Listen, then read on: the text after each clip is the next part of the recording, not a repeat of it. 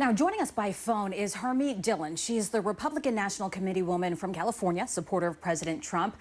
We are just weeks from the general election. The president had a full week of campaigning planned.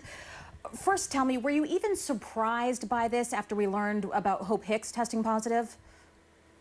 Well, I was surprised by it because some of the other people around the president, including his chief of staff, Mark Meadows, have tested negative today. So we cannot draw any conclusions about how the president was exposed, by whom, when.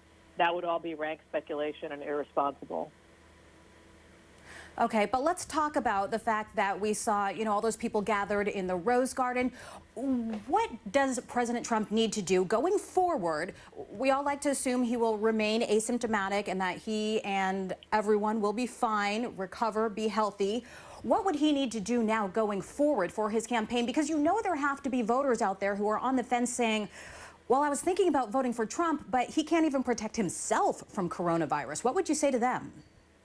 Well, I would say that would be a very judgy and wrong thing for somebody to say and pretty ill-informed. Again, like I said, we do not know much about this disease, how it is transmitted. What we do know is that the vast majority of people who test positive for it recover from it if they have any symptoms, and most of them don't have any symptoms. And that has been the case when you look at the statistics across the country. And so the president is a relatively strong man and robust in his health, as well as germ-phobic. I've heard a lot of judginess on your show today about wearing masks, but the science about that is that the wearing of the mask is good to prevent the spread of a symptomatic person or somebody with the disease to other people. It doesn't do much to prevent you from getting the disease if you are exposed to somebody who has it. And so the president can't stop being the leader of the free world until this pandemic is over. I'm pretty comfortable with the way he's conducted himself. I've been close to the president.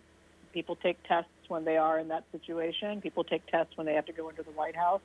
And he's tested more than any person in the world, probably. And so if anybody in America is going to beat this exposure and this disease, I have high confidence it's going to be President Trump. I'm praying for his and Mrs. Trump's and everybody else's speedy recovery from this disease.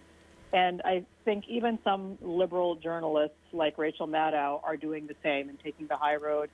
I think that's the way we should go and not engage in irresponsible speculation.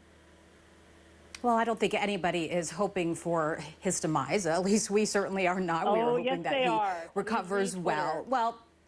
Well, I'm speaking for ourselves. The dirtiest and most toxic time I have ever seen on social media is tonight on Twitter. It is disgusting.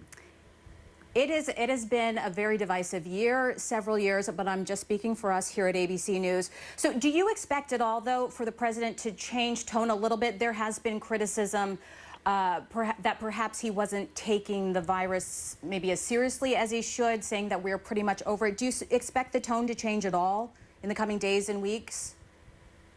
I think he's going to continue to take it seriously, and I do think that he's taken it seriously. His job as the leader of the free world is not to panic people and exaggerate it. Neither is it to minimize it like Andrew Cuomo has done, say he goes to sleep at night very easily despite sending many thousands of grandparents to their deaths. So I think that the president is his own person. He is unique, and he will continue to lead this country if he remains asymptomatic and if he remains relatively well.